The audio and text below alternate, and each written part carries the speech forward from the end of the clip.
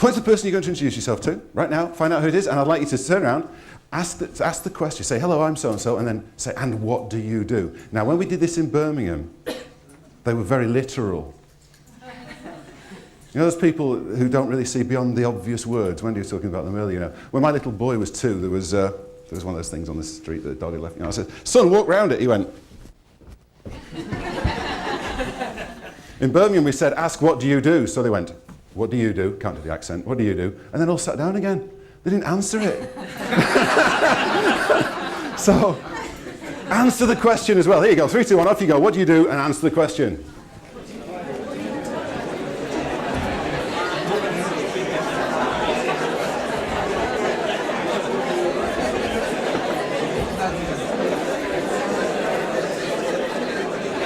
This is impressive. I can see some lifelong friendships being made here. 2 or 3 of you just answered very quickly. There's somebody going, if you look at my MySpace page, you'll find me on Twitter. You'll know what I do all the time. Who here, when we were asked, what is it you do, you replied something along the lines of, I'm an optician, I'm an optometrist, I'm a contact lens optician. Show of hands, please. Who said something along those lines? Go on, I'm not going to pick on you. All right, who said something else? What did you say, sir? We went to the live. Oh, now that was good. I don't know you heard that. I make people look beautiful and make them see better. I like that. Those of you who said, I'm an optician, I'm an optometrist, wrong. That's how you do what you do, not what you do. So I'm going to offer you Andy's answer, but I'd like you to try it. If I tell you that the perfect answer, will you try it at least once, some of the time, which is what do you do? Yes? Yep. Okay, so somebody says, what do you do? You say to them, and repeat after me, I facilitate. The purchase. Of optical goods and services. Thereby. Ensuring. A happy. Healthy. Fun-filled. Abundant existence. For me. The people who work with me. My mum, my dad. The kids. And our dog. That's what we really do. We got it? It's on the website. Check it out later if you can't remember. We facilitate the purchase. We don't sell. We facilitate the purchase of optical goods and services. And simply, you know, if you don't do that properly, there's a simple test. At some point, the men in black t-shirts will come and take away your furniture.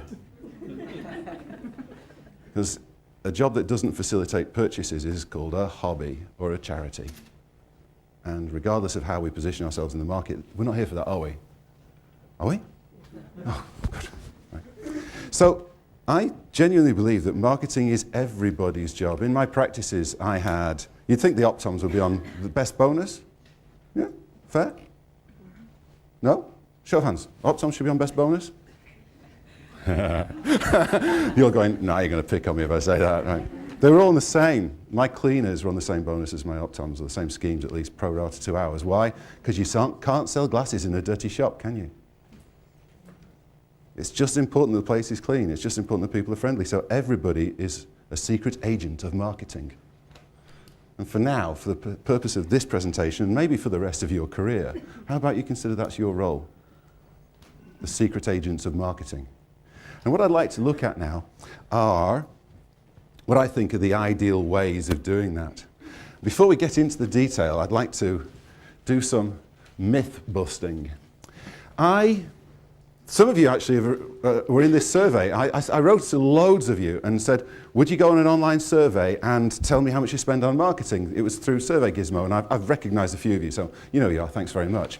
About 120 people replied to the survey, and out of those results, less than a third of the independent practices in the UK spent less than 2% of their sales on marketing.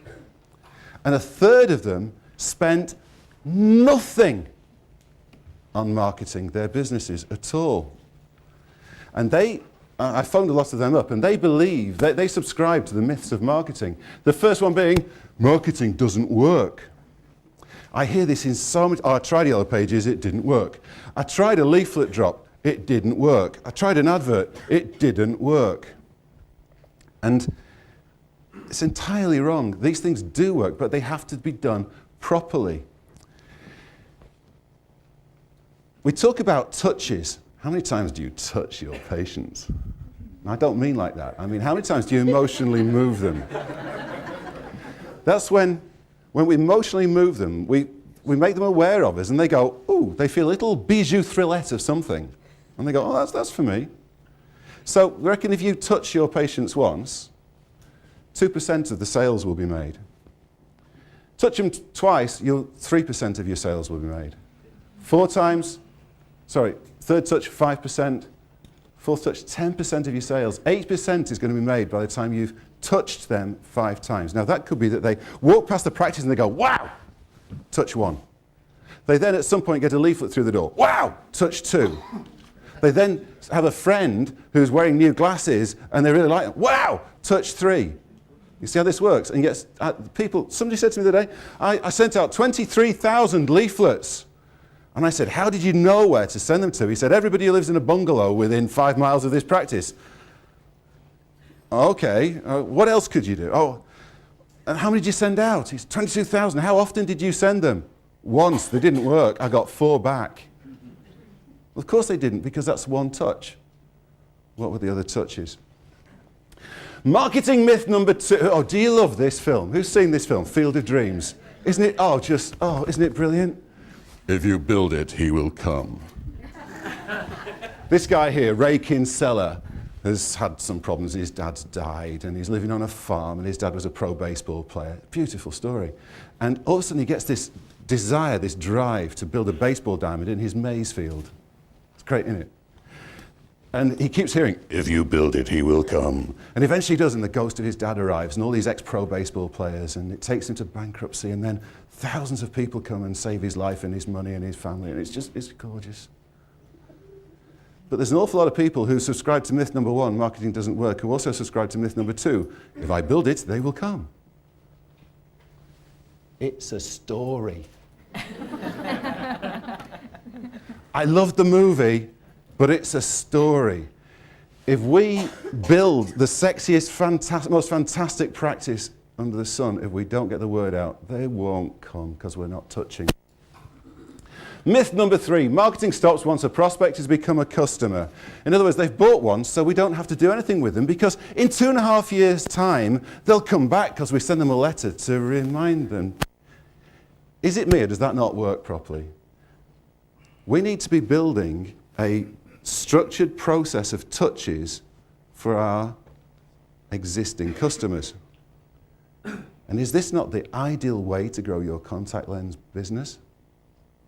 Inside the people who've already come and spoken to you once, and maybe you didn't talk to them properly the first time. What can you do a month after the sale, 6 weeks after the sale, 6 months after the sale, to touch them again? Because here's Clark's rule: if you're not touching up your customers, somebody else is. I'm going to get myself struck off, aren't I? But you know what I mean. So it costs 5 to 10 times more to get a brand new customer through your door than it does to sell again to an existing one. Why? Because they like you. They're already in the buying mode. The easiest person to sell something to is the person who's just bought. So why do we say, thanks very much. If you've got any problems with your glasses, that's the dumbest thing to say, by the way. Come back in and tell me how great your glasses are, or your contact lenses would be a better one.